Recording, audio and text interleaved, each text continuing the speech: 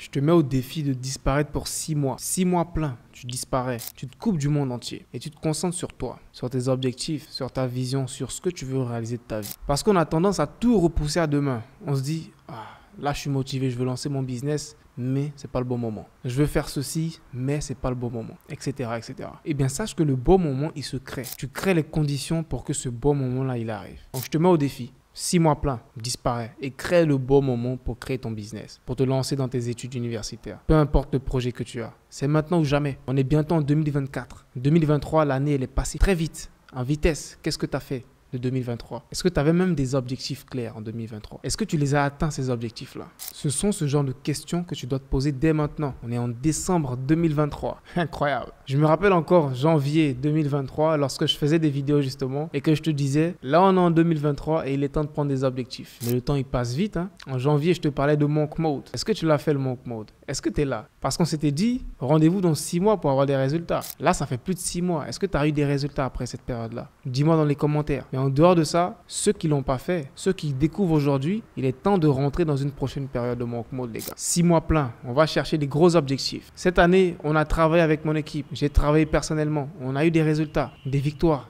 des échecs. Mais ça fait partie du chemin. Et c'est ça le chemin. C'est ça qu'on aime. C'est pour ça qu'on travaille. Et ça me rappelle une citation qui est vraiment très très philosophique. Elle dit, lorsque tu échoues, tu n'es pas aussi mauvais que tu le penses. Et lorsque tu réussis, eh bien tu n'es pas aussi bon que tu le penses. Et c'est la meilleure citation que j'aimerais que tu retiennes ce soir, Amine, lorsque tu regardes cette vidéo-là. Parce que lorsqu'on réussit quelque chose, on a tendance à avoir cet ego-là de se dire, ah ouais, j'ai 500 000 abonnés, je suis le meilleur sur YouTube. J'ai fait 200 000 euros, je suis le meilleur, etc., etc. Mais lorsqu'on échoue aussi, on a tendance à se mettre cette image-là. J'ai échoué au bac, je suis vraiment nul. J'ai perdu ma copine, je suis vraiment le pire des gars, etc. Donc sache que peu importe ta situation, que ce soit un échec ou une victoire, il y a une leçon à tirer de cette situation-là. De tes échecs, tu apprends le plus. Donc si tu as échoué au bac, eh bien tu sais qu'est-ce qui t'a fait échouer. Tu vas plus le reprendre après. Si tu as perdu de l'argent, tu sais quelle erreur tu as fait pour perdre de l'argent. Donc normalement, tu ne vas plus le refaire. Mais imagine si toi, toute ta vie, tu as tout bien fait. L'école, tu as toujours tout réussi. Le business, tu as toujours tout réussi. Eh bien, crois-moi, tu es beaucoup plus vulnérable aux échecs que tu le penses. Parce qu'un échec pourra te détruire complètement ta vie. Alors qu'une personne qui est habituée toute sa vie à avoir des bas, des hauts, des bas, des échecs, etc.,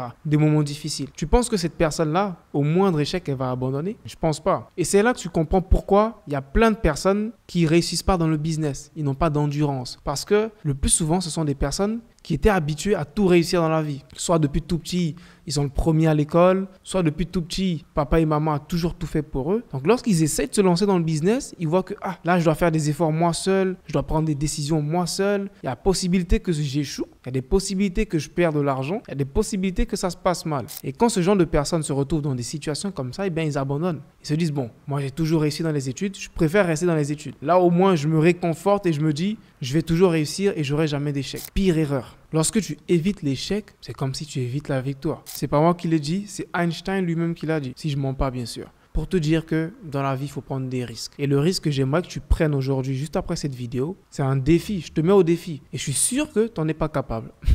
Il va falloir que tu me prouves que tu en es capable. Je suis sûr que toi qui regardes la vidéo, tu as 18 ans, 19, 21, 25, je sais pas, mais tu n'es pas capable de prendre les 6 prochains mois, de t'enfermer, de travailler et d'avoir les résultats que tu recherches. Arrête de te trouver les mêmes excuses que tout le monde. Hier, je discutais avec une personne. Je lui parlais d'un projet dans lequel j'ai besoin d'elle. Donc, je lui parlais un peu du projet, je lui parlais aussi moi de mes propres activités, YouTube, etc. Les différentes prouesses qu'on a eu à faire avec mon équipe. Et là, j'ai tout de suite remarqué le mindset que la personne elle avait. Parce que la personne, elle me disait à chaque fois, ah ouais, toi, tu as réussi sur YouTube, je veux aussi faire YouTube, mais j'ai pas le temps, j'ai des obligations professionnelles, etc., etc. Et là, la personne, elle faisait que me dire plein d'excuses alors que je lui avais rien demandé. Elle me disait juste ce qu'elle pensait réellement d'elle-même. Que j'ai plein de projets, mais j'ai pas le temps parce que j'ai des obligations professionnelles. On a tous des obligations professionnelles. Je suis pas au chômage, les gars. Je travaille aussi.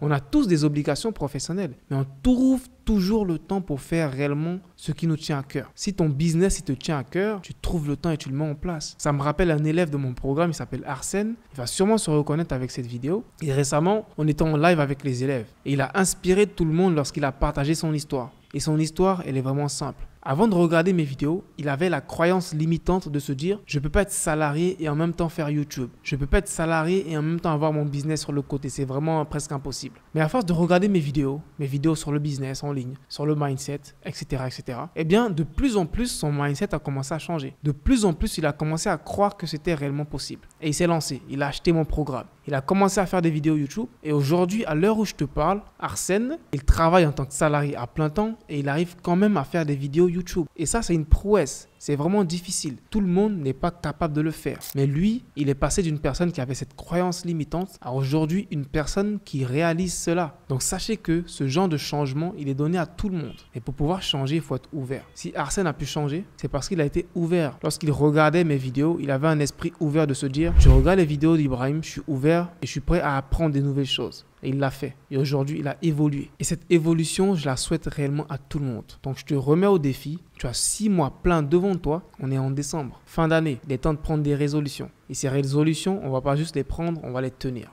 Donc, prends ton carnet de notes, mets tes objectifs et rendez-vous dans 6 mois. Peace out.